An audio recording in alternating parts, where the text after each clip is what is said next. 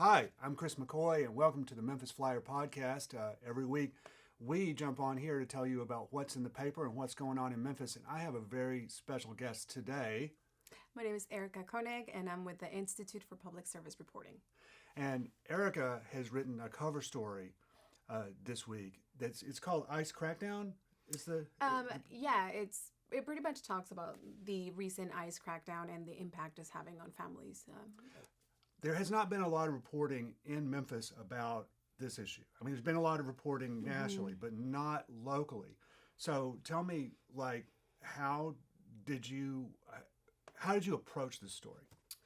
Yeah, I think one of the biggest reasons that I wanted to do this, because I come from an immigrant background myself. I was born and raised in Mexico, and when I started hearing about how politicians were talking about the immigrant community, I really started thinking about how that's not the reality that I grew up in. The neighborhoods, the neighbors, the people that that surrounded myself, the environment I grew up in, that just wasn't it. So I wanted to really give voice to those people in a way and give them a chance to tell their story. And I am lucky enough and blessed enough to speak two languages. So I speak Spanish also. So I think that being part of that community and being able to speak the language is what helped me be able to gain a little bit of trust from people, to know that I'm going to protect their story and protect their identities, because these type of stories are very sensitive. And I understand why a lot of people are very hesitant, to talk about it or about their stories, because it could get them into trouble, So for me, it was very important to tell these stories because you hear about undocumented immigrants being criminals and bad actors, bad hombres, right? And so I'm like, let's set the record straight, Well, what I really liked about the story, and it's extremely well written, and I appreciate you so much. And like I was saying earlier, for me, it's a real privilege, and that the Flyer gets to work with y'all at the Institute, because you've been giving us so many great stories, and you have the resources and the time, I think a lot of times, that we don't have to really go in depth into these stories. But one of the things I really liked about it was the personalization of it, that you found a couple who was intimately affected by the situation right now, and really went in depth with them as to about how it felt to be them and what the specifics of their situation is. Can you tell our listeners a little bit more about them? Oh yeah, absolutely. And first of all, I want to say, shout out to Mark Periskia, because I'm still an intern at the Institute. I am a journalism student. So he's been such a guiding force for me, and he's helped me so much. So, I just want to say thank you. But so it took a while to pretty much establish a relationship, with this, not a, you know what I mean? Like to kind of like build trust with this couple. I actually originally met the wife, who we're calling Maria just to protect her identity. I met her at a job site while I was doing some reporting, just for immigration. Immigration is a topic that's very dear to my heart. So, and I met her last year, November of last year, and we just started talking and exchanged numbers. She answered a few questions for me. And then eventually we just, I kept on asking questions. And then she told me about her husband, who had been arrested and then detained by ICE and then ultimately given a work permit. And to me, that was unheard of. I had never heard of a story like that. So I was really intrigued. And I met with her and her husband several times, just to build that trust and to ask the questions, because these are very personal stories. They're very intimate questions, and I feel so lucky that they felt that they could open up to me. And they're people of faith. They're people who have been here for since early 2000s, and hardworking people.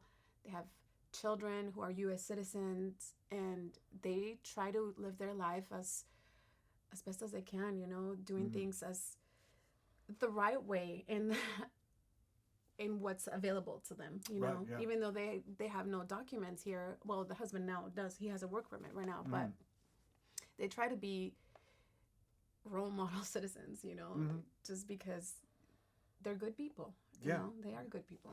Well, I think one thing that you brought up that was really striking in the story was the, what was it, 2.5% of the Shelby County is undocumented, but they only account for about 1.5% of the reported crimes. Right. So earlier this year, or was it last year? Or earlier this year, the God, what do they call it? There was a report put together by the conference, the DA conference. The DA conference, The DA yes. conference, yes. And they gathered data from the last quarter of 2024, and they pretty much requested law enforcement from every single county in the state of Tennessee to give them data to record the amount of crimes committed by people they suspected were undocumented, which the report in itself was, it just wasn't as reliable as you could have it, just because it was the very first one, and just the way that it was conducted, it just wasn't. You're pretty much asking police officers to ask questions regarding immigration, which is very intricate, not everybody knows how to ask those questions, and not everybody knows the list of citizenship options that were given in the questionnaire it's not even a full list of the options that people have, the legal options that you can have being here, and not being a citizen. So it was kind of flawed, but yes, there was a very small percentage of people in Shelby County. I want to say there were about 29 cases of people. Yeah, that seems right. Something really low. You know where you can find the real numbers? In the Memphis Flyer. The Memphis Flyer, which is, you can find those in physical copies. We have about 300 boxes around the city where you can find those, or you can go to memphisflyer.com. It's at the top of the website. It's going to be at the top of the website for the next 3 or 4 days. Anyways, my plug is over, but that's where you can find the real numbers. We're just spitballing because we can't quite remember. Yes. But there have been other studies, even nationwide. There was one in 2019 conducted by the Marshall Project along with the New York Times, where they compared data from 161 different metro areas in the country, and they compared the number of people, estimated number of documented people in each metro area with the number of crime. And as the number of documented people rose or declined, there was no change in crime. So, to say that undocumented immigrants are just committing all this crime, they're doing all these things, there's no base on that, There's no evidence for it. No evidence. Yeah. So it's no matter how many times, no matter how you slice the numbers, you cannot tease that effect out. And I think part of the problem with finding out how many crimes are committed by undocumented people is that it is hard to track undocumented immigrants because they're basically invisible, right? Yeah. But there have two of the studies that I found were, the Marshall Project, which is an amazing report. If people get a chance to look at it, sure. It compares. It tells you if there's a correlation between undocumented immigrants and crime. Yeah, and great study. And for news geeks like us, the Marshall Report has done great. Oh my God. That's not all that they do. They do a lot of other stuff absolutely. Too. But that report just kind of open up. Real.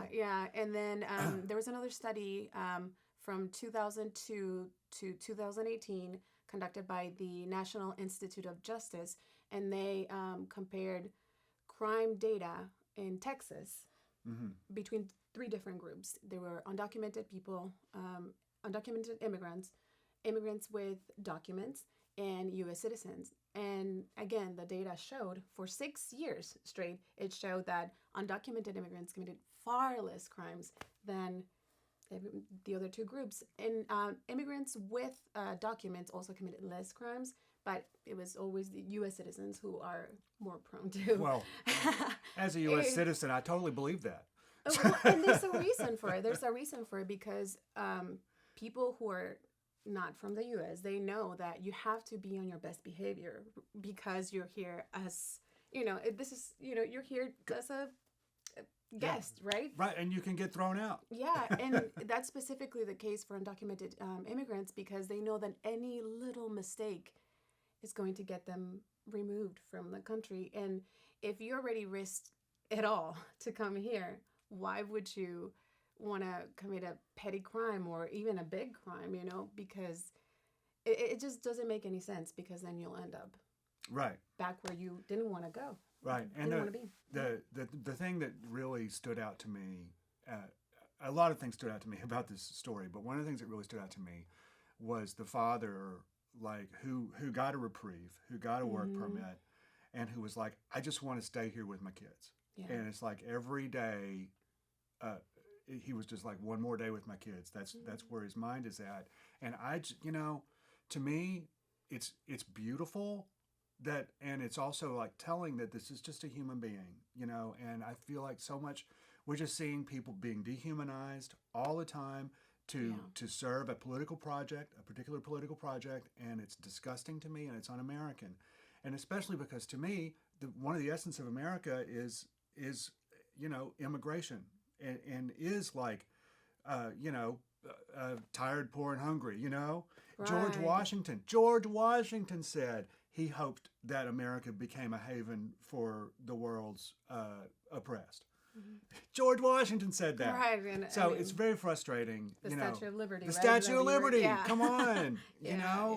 And there's so many, you could go so deep in American history about time and time again when immigrants have saved this country. They won the Civil War. They were taking people off the boat at Ellis Island and putting guns in their hands and sending them to the front. Wow. That's just, anyways, I'm sorry, I rant.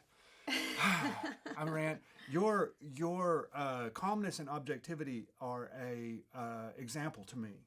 And I appreciate you very much and all the work that you've done for this. And you said you were an intern right now? Yeah, so I'm an intern at the Institute for Public Service Reporting. I'm on my last year of journalism, so I graduate in December. Well, I hope this is your beginning of your journalism career. Oh yeah, yeah, absolutely. For sure. Do you feel like you want to stick around here, or? I do. I think I've I don't know. Memphis is slowly kind of like creeping into my heart. I know, it'll do that, right? Yeah, and it's just a beautiful community. I feel, I just feel blessed to be here right now, and I'm very happy with the people around and all the support that I've been able to get from the Hispanic community too. And I'm just thankful that they are able to open up and talk about their stories because they have to be, somebody has to tell them, and I hope people listen and really listen, like you said before, knowing that we're talking about people. We're not just talking about statistics. These are not numbers. These are human beings. These are parents. These are neighbors. What is there anything that you wouldn't do for your children? I'm not advocating for undocumented immigration or anything like that. And I know that there are undocumented immigrants that do commit crimes because that's the reality of every segment of any population.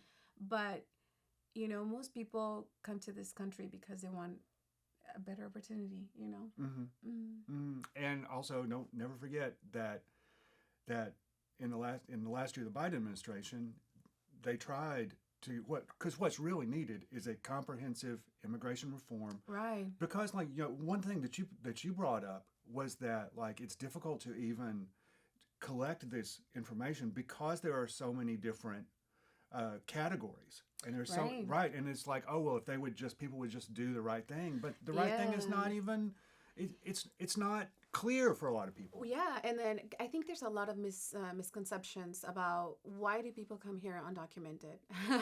Well, first of all, it's really hard to get a visa to come into the U.S. Mm-hmm. If you are from a foreign country, you either have to have like tons of money, you have to have property, you have to have a really good job. You just have to have wealth. And if you have wealth and you have all this and your life is so great, why would you want to come to the States, Yeah. right? I mean, and so people try to get visas, and I lived in Mexico until I was 13, so I heard all the stories and stuff.